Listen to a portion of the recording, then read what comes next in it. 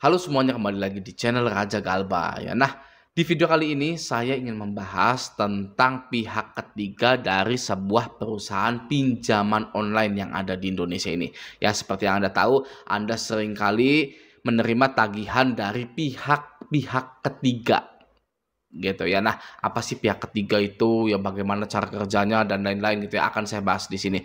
Oke, nah, sebelum kita lanjut, kita intro dulu 5 detik yuk.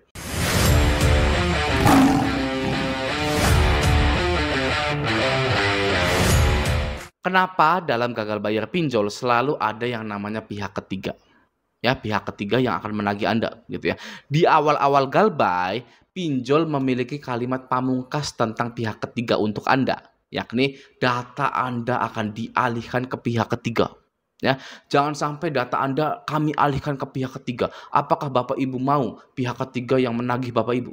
Seperti itu ya kalimat-kalimat pamungkasnya gitu. Nah, pertanyaannya, kenapa tidak perusahaan pinjolnya saja yang langsung menagih?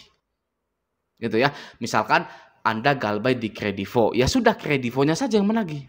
Gitu ya. Kenapa perlu repot-repot pinjol ini memberikan data Anda ke pihak ketiga? Ya. Apakah nasabah yang Galbay ini bisa jadi luluh lantah dan langsung membayar jika ditagih oleh pihak ketiga? Ya, tidak juga. Ya, banyak yang masih Galbay. Gitu kan. Apakah pihak ketiga ini boleh sebar data? Tidak juga. Ya, karena pihak ketiga harus berizin di OJK. Ya. Jadi, apa jawaban dari pertanyaan kenapa selalu ada pihak ketiga di dalam perusahaan pinjaman online? Ya, jawabannya adalah hutang Anda auto lunas. Dan perusahaan pinjol induknya itu berfokus pada ekspansi bisnis atau pada pengembangan bisnis, bukan pada penagihan. Ya, karena kalau penagihan mereka sudah punya asuransi. Toh kalau misalkan gagal bayar itu bisa diasuransikan. Jadi para induk-induk pinjol ini lebih fokus kepada menguasai market, ya, bersaing menguasai market. Perusahaan-perusahaan pinjol itu saling bersaing, bukan saling temenan, ya, tidak sahabatan mereka itu. Ya, mereka ingin jadi nomor 1 di Indonesia ini. Makanya yang namanya penagihan itu dilimpahkan ke pihak ketiga. Dan juga kalau pihak ketiga ini nagihnya gila-gilaan sampai ngirim ambulan, ngirim GoFood dan lain-lain, yang akan dipermasalahkan yaitu dari pihak ketiganya, bukan perusahaan induknya. Ya, pinter perusahaan induknya ini nggak mau disalahkan ketika nanti ada permasalahan penagihan. Misalkan ada yang ditagih sampai bunuh diri. Nah, nanti yang bertanggung jawab itu adalah pihak ketiga. Oke? Jelas ya. Jadi Galbay, ya stay Galbay saja Anda itu. Jadi, anggap saja jika data Anda sudah masuk ke pihak ketiga, maka aroma auto lunas sudah sangat menyengat sekali. Ya, jika Anda sudah ditagih oleh pihak ketiga, silahkan cek slik OJK Anda. Gitu ya. Nah, sekarang saya akan menyebutkan nama-nama dari perusahaan pihak ketiga yang biasa dipakai oleh pinjaman online tersebut. Ya, yang pertama ada PT Teknologi Internasional Nusantara. Itu ya, yang pertama. Yang kedua, PT Belanja Hitungan Detik. Nah, itu sudah mulai akrab ya, PT Belanja Hitungan Detik. Oke, itu yang kedua. Yang ketiga, PT Ramos Citra Pergaulan, agak asing gitu ya. Nah, yang keempat, PT Kolmitra. Nah, Kolmitra ini sudah akrab juga ya, Kolmitra Persada Indonesia. Yang kelima adalah PT Collectius Asset Management. Ya, Collectius juga sudah mulai akrab bagi para galbayers ini ya. Nah, yang terakhir adalah PT MBA Consulting atau MBA Consulting gitu ya. Kita pronunciation-nya bahasa Indonesia saja ya. PT MBA Consulting. Nah, dan lain-lain. Sebenarnya masih banyak lagi daftar-daftar pihak ketiga, tapi saya memfilter nama perusahaan yang sering muncul di dunia perpinjolan saja. Ya, barangkali Anda tahu nama-nama pihak ketiga pinjol, ya boleh share di kolom komentar ini. Ya. Nah, menurut saya yang paling terkenal dari daftar perusahaan tersebut adalah PT MBA Consulting atau PT MBA Consulting. Ya, karena PT MBA Consulting ini biasanya bekerja sama dengan Shopee, HCI, Kredivo dan lain-lain. Ya, pinjol-pinjol yang besar-besar gitu. Ya, Anda pastinya sering dapat WA dari MBA Consulting jika Galbay di pinjol-pinjol yang raksasa tadi. Ya. Lalu pertanyaannya, apa faedahnya kita mengetahui daftar-daftar nama dari pihak ketiga tersebut? Apa faedahnya? Tidak ada faedahnya sama sekali. Ya, tidak ada faedahnya sama sekali. Ya, saya tidak bercanda tapi terdengar lucu. Gitu ya. Apa faedahnya kita mengetahui daftar nama dari pihak-pihak ketiga tersebut? Ya, tidak ada faedahnya. Ya, tapi beralasan tidak ada faedahnya. Gini ya, apakah Anda menyadari selama ini OJK hanya mengumumkan nama-nama pinjol legal saja? Ya, AFPI juga hanya mengumumkan nama-nama pinjol legalnya saja. Oke, OJK dan AFPI tidak pernah merilis nama-nama pihak ketiga tersebut. Ya, jadi siapa yang peduli? Ya, OJK saja tidak peduli dengan pihak ketiga tersebut. Ya, apakah pernah OJK membahas tentang waspada pihak ketiga?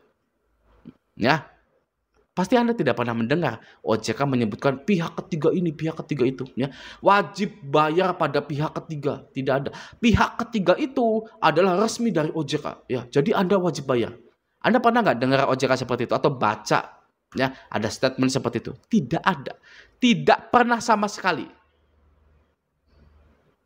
Ya, karena sejatinya siapa yang peduli sama perusahaan pihak ketiga? Tidak ada yang peduli. Bahkan OJK dan AFPI pun ya, AFPI itu tidak peduli.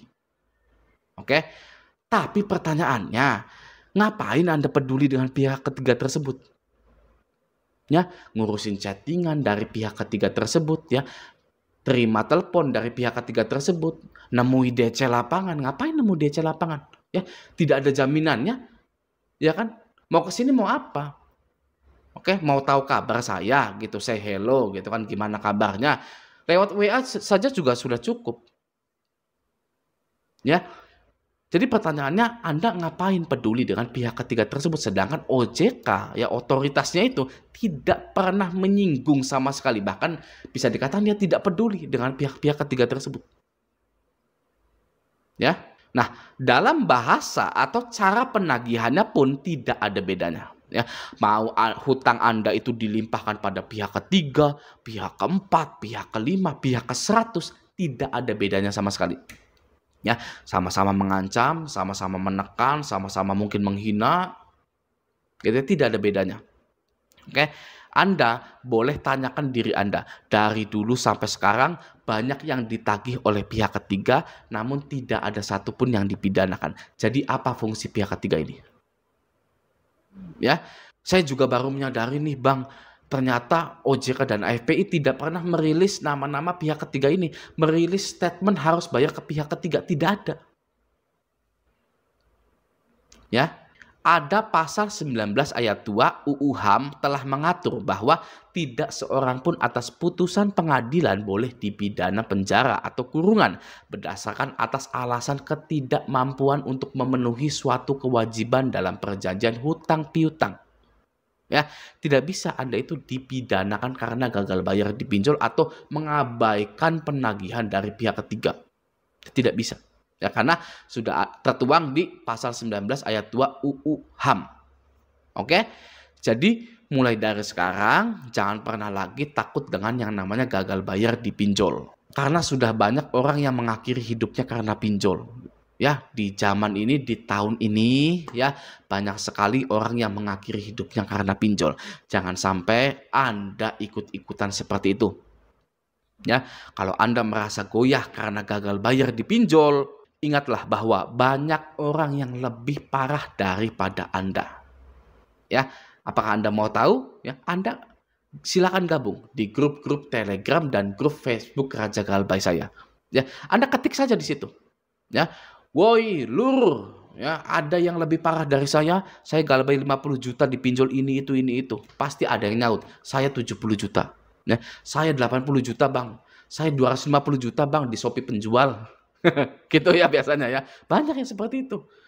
Ya, jadi Anda tidak sendirian. Jangan lagi ada korban yang mengakhiri hidupnya. Oke, jadi di video kali ini saya harap Anda tidak lagi takut dengan kalimat pihak ketiga. Karena sejatinya tidak ada yang peduli dengan pihak ketiga. Dan tidak ada bedanya dengan penagihan-penagihan yang lainnya. Oke, Gagal pinjol, resiko terparahnya adalah masuk slik OJK, bukan dipidanakan ya. Nah, semoga video ini bermanfaat. Sampai jumpa di video selanjutnya.